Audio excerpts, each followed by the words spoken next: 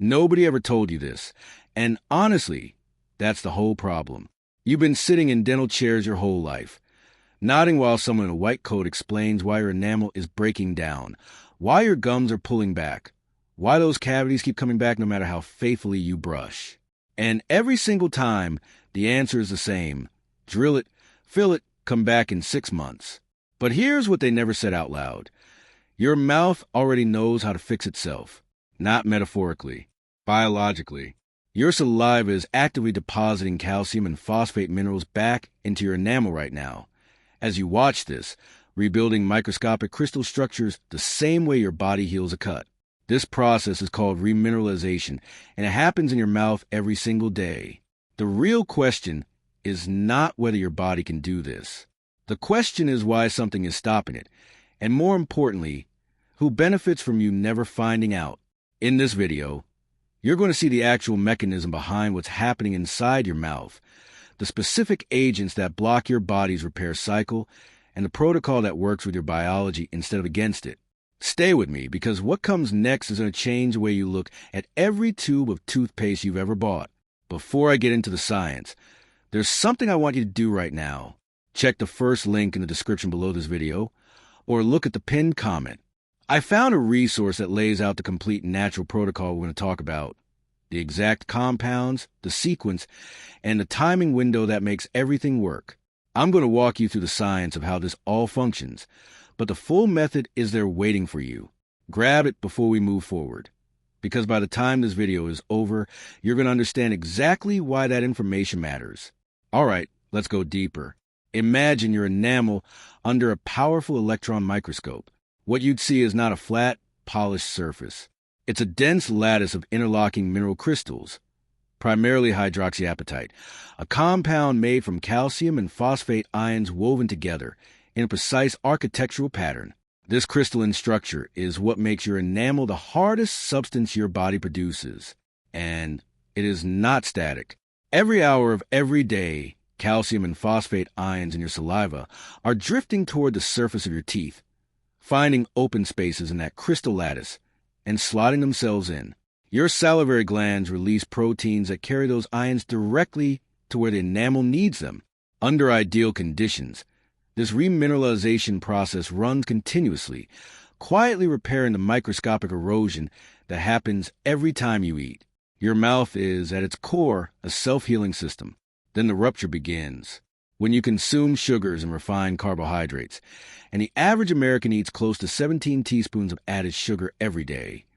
The bacteria living in your dental plaque, particularly a species called Streptococcus mutans, metabolize those sugars and produce lactic acid as a byproduct.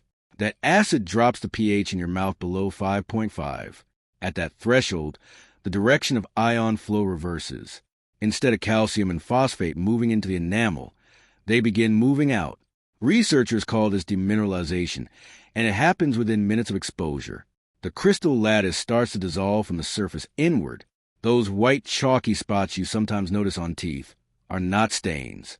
They're early-stage mineral loss made visible, areas where the subsurface structure has already started to hollow out while the outer surface still looks intact. Here's where the story gets complicated. And this is the part that explains why so many Americans with cavities continue to get more cavities despite doing everything they were told. When demineralization outpaces remineralization consistently, the enamel doesn't just thin. The crystalline architecture degrades in a way that changes how it responds to the compounds your body tries to use for repair. Calcium carbonate, a highly bioavailable form of calcium that your body uses as a direct mineral donor in the remineralization process, becomes less effective because there are fewer intact crystal surfaces for the ions to attach to. Simultaneously, the depleted zones become home to expanding bacterial colonies that produce more acid, accelerating the cycle. The body is not failing. It is fighting a losing battle of attrition, with every acid attack making the next round of repair more difficult. And the symptoms people feel, that sharp sensitivity to cold drinks, that dull ache on biting, gums that bleed during brushing, are not signs that something just went wrong. They are signals the body has been sending for months, pointing to a disruption that started long before anyone noticed. That sensitivity to cold you felt yesterday morning with your first cup of coffee, Let that sit for a moment. It wasn't random. When enamel thins, the dental tubules underneath become exposed. Those are microscopic channels running from the outer layer of your tooth directly to the nerve. Thermal changes, pressure, even airflow across the tooth surface sends signals straight to the pulp. That's your body telling you the outer layer has lost enough mineral density that it no longer fully insulates what lies beneath.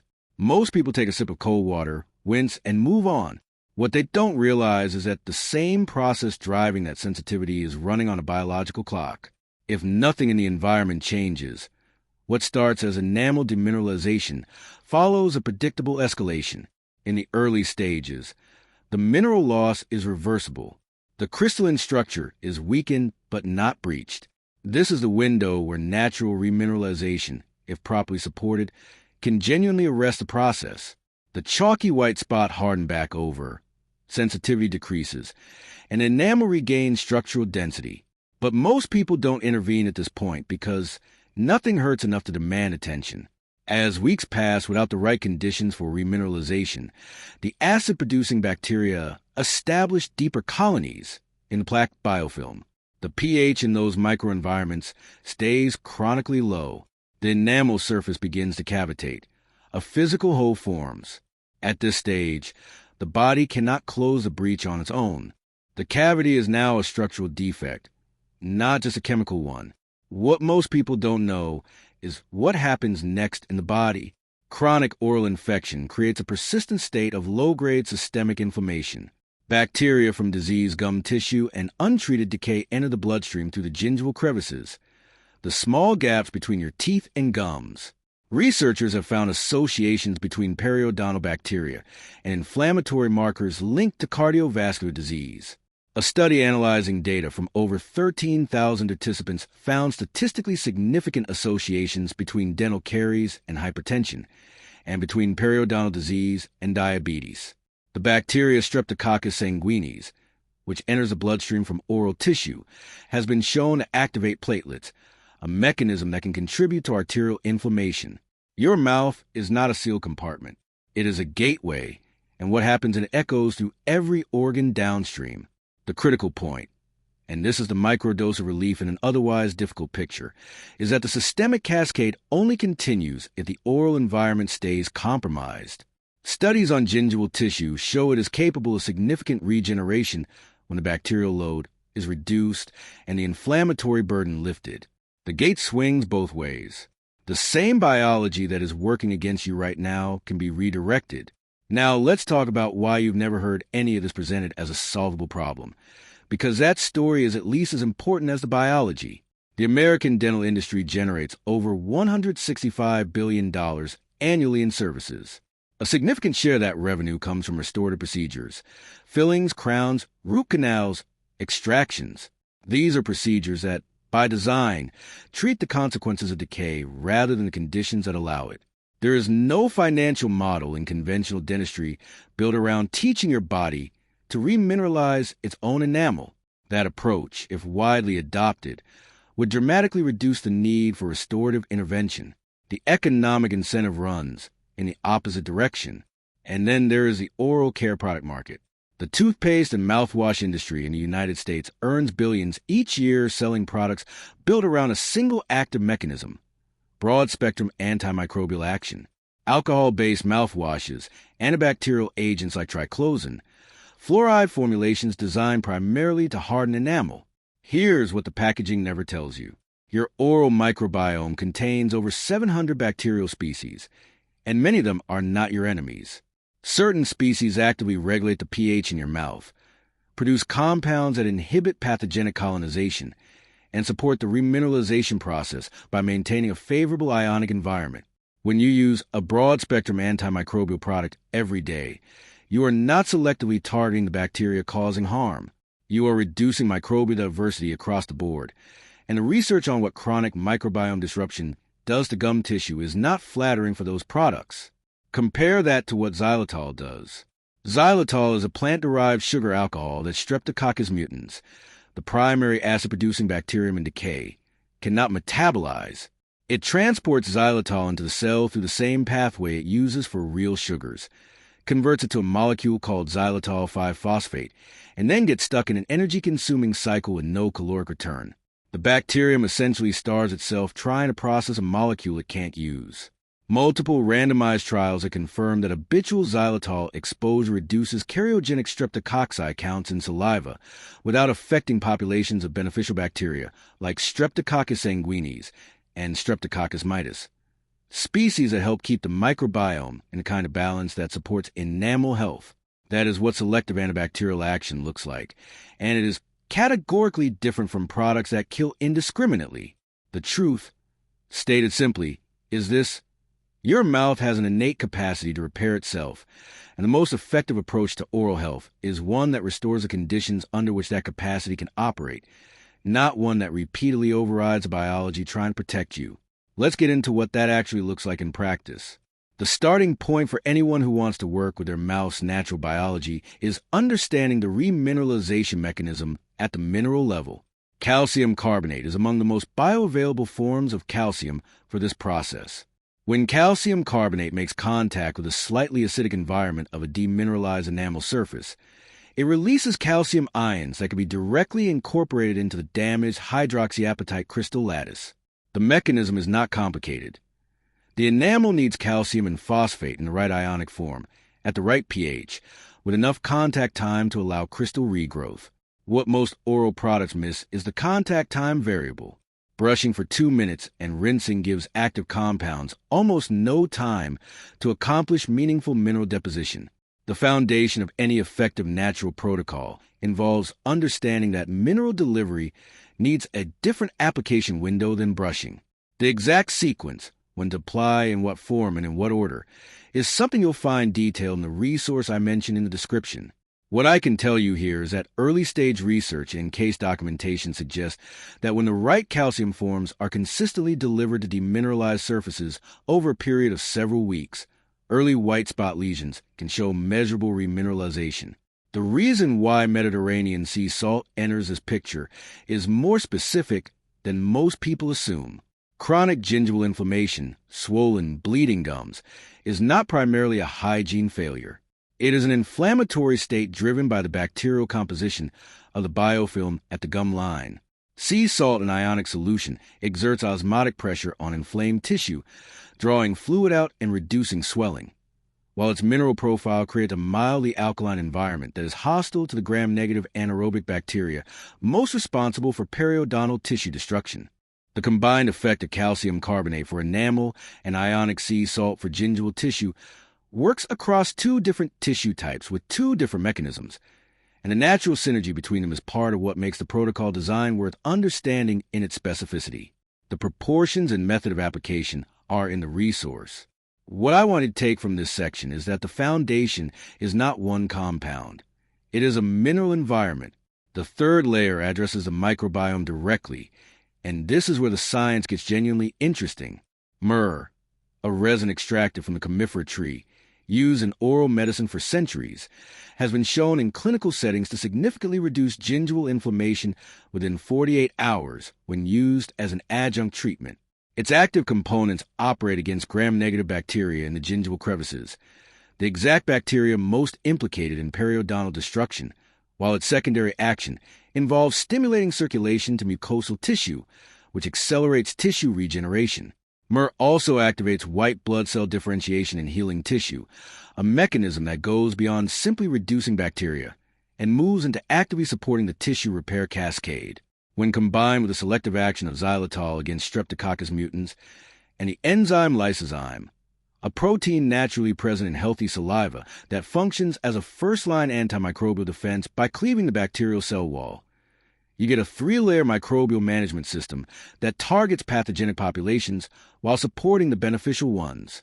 Lysozyme activity in saliva declines with stress, poor sleep, and aging, which is part of why oral health tends to deteriorate under those conditions. Restoring that enzyme activity in the oral environment is not a radical intervention. It is restoring a function the body already knows how to perform. The 4th layer is about timing, and it is possibly the most important and most ignored variable in oral health.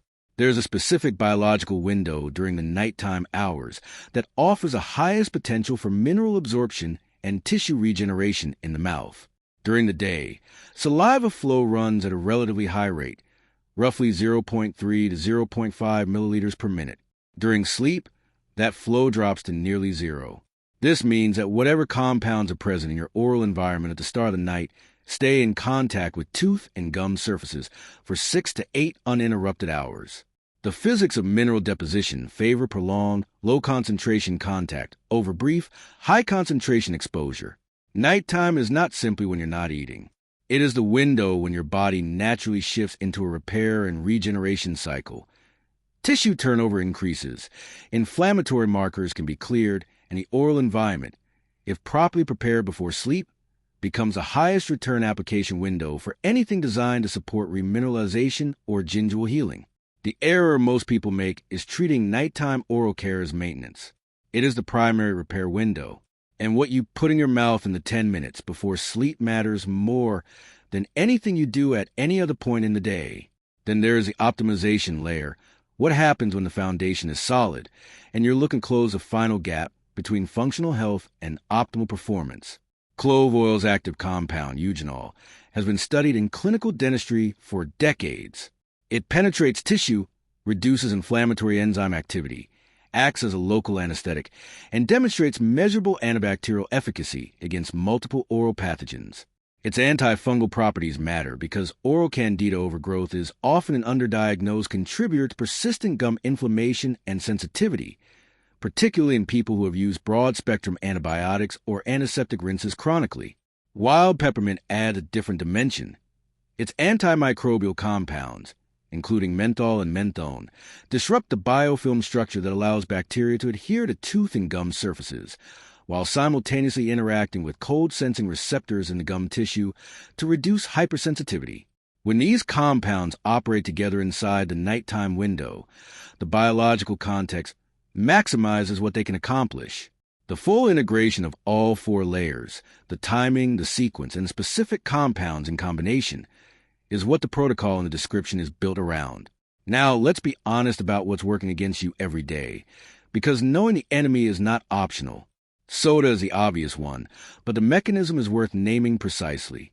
A 12-ounce can of regular cola has a pH around 2.5. That is more acidic than vinegar. Each time it contacts enamel, acid demineralization begins within seconds. The sugar it delivers simultaneously fuels Streptococcus mutans, compounding both the acid assault and the bacterial load. The beverage industry in the United States sells over 12 billion gallons of carbonated soft drinks annually. The economic incentive to keep consumption high is enormous, and the marketing investment in making soda appear harmless or even refreshing has been running for over a century. Sports and energy drinks may be worse than soda for enamel because they combine high acidity with citric acid additives that chelate, that is, chemically bind and remove calcium ions directly from the enamel surface. Studies have shown that citric acid causes more rapid enamel softening than phosphoric acid, and sports drinks are consumed slowly over extended periods, keeping an oral environment in a sustained acidic state rather than a brief one. Coffee consumed multiple times daily creates a similar sustained pH disruption, but its most underappreciated damage is salivary flow reduction. Caffeine is a mild diuretic, and chronic caffeine consumption is associated with reduced salivary output. Since saliva is the delivery mechanism for calcium and phosphate to the enamel surface, anything that chronically reduces salivary flow also chronically reduces the body's remineralization capacity. Antibacterial mouthwash used daily with high alcohol content does something that most people genuinely do not expect. It disrupts the nitric oxide pathway in the oral microbiome. Certain beneficial bacteria in the mouth convert dietary nitrate into nitrite, which the body then converts to nitric oxide, a molecule critical for blood pressure regulation and cardiovascular function. Studies have found that people who use antiseptic mouthwash twice daily show measurable reductions in oral nitrite production and corresponding increases in systolic blood pressure. The mouthwash companies that sell products targeting fresh breath and bacteria reduction have never marketed around this effect. Whitening strips and high-concentration peroxide treatments cause oxidative damage to the collagen matrix in dentin when used repeatedly. The peroxide penetrates through the enamel and dentin into the pulp, generating free radicals that damage pulpal cells and create the characteristic post-treatment sensitivity. The market for teeth whitening in the United States exceeds $2 billion annually. The consumer rarely understands they are potentially trading pulp health for cosmetic effect.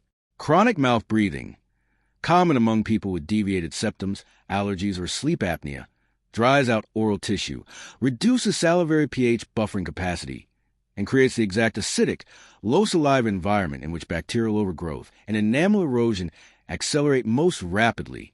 Something shifts when the conditions in your mouth finally change. It's not dramatic at first. It's subtle, the kind of thing you notice by accident, not because you were looking for it. You pick up your coffee cup one morning and realize the cold porcelain against your lips didn't set off that familiar bracing sensation in a back molar. You swallow and notice the sensation that the gum line feels different, less like constant low-grade irritation and more like nothing at all, which is biologically exactly what healthy tissue is supposed to feel like. When the bacterial composition of the biofilm shifts and gingival inflammation begins to resolve, the tissue stops sending chronic pain signals. Health in oral tissue is not a sensation. It's the absence of signals that were always there before. Then comes what people who have documented this kind of transition describe as an internal shift. You're eating something you'd normally approach carefully, something cold or crunchy or acidic, and halfway through you realize you stopped anticipating the wince. Documented cases of natural remineralization protocols show that enamel density changes can be measured on digital radiographs within weeks of consistent application, and that sensitivity reduction often precedes visible structural changes because the nerve response normalizes as mineral density improves in the dentin-tubule region, even before the enamel surface fully rebuilds. Your body is not waiting for your permission to heal. It just needs the right conditions to do what it already knows how to do. The final shift is the one other people notice before you do. The gum line that was pulling back, the discoloration in the enamel margins, the overall tone of the teeth. These are visible markers that reflect the cumulative biology underneath.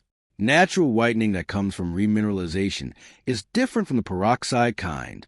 It comes from the redensification of the enamel structure itself, which changes how light reflects off the surface. People who have followed this kind of protocol over months consistently report that the comment they hear first is not "your teeth look whiter," but "you look different." The kind of observation that happens when overall oral health shifts, and it shows in the whole face, not just the teeth. Cases involving significant pre-existing gum recession or advanced bone loss have their own rhythm and genuinely benefit from professional oversight alongside any natural protocol. But for the vast majority of people dealing with sensitivity, early enamel erosion, and chronic gum inflammation, the biology is on your side, and it has been the whole time. What you learned today is simpler than it sounds. Your body was never broken. It was outpaced. The acid attacks came faster than the repair cycle could keep up. The products you were sold disrupted the very microbiome your enamel depends on. The system you were taught to trust had a financial model that required your decay to continue. And the solution, restoring the mineral environment, supporting the microbiome, and using the nighttime repair window, has been inside your biology since before you ever sat in a dental chair. You deserve a mouth that works with you, not against you. A smile that reflects real health, not the absence of pain, not a coating of peroxide, but actual tissue that is strong, balanced, and no longer fighting a war it didn't start. That capacity exists in you right now. The resource in the first link below this video has a complete natural protocol, the compounds, the sequence, the exact timing, and how they work together. Everything we covered today is the science behind what's waiting for you there. Go look at it, read through it, and then share this video with someone in your life who has been sitting in that dental chair nodding along, being told there's nothing to do but come back in 6 months. Someone you know needs this today. Take care of yourself out there, and I'll see you in the next one.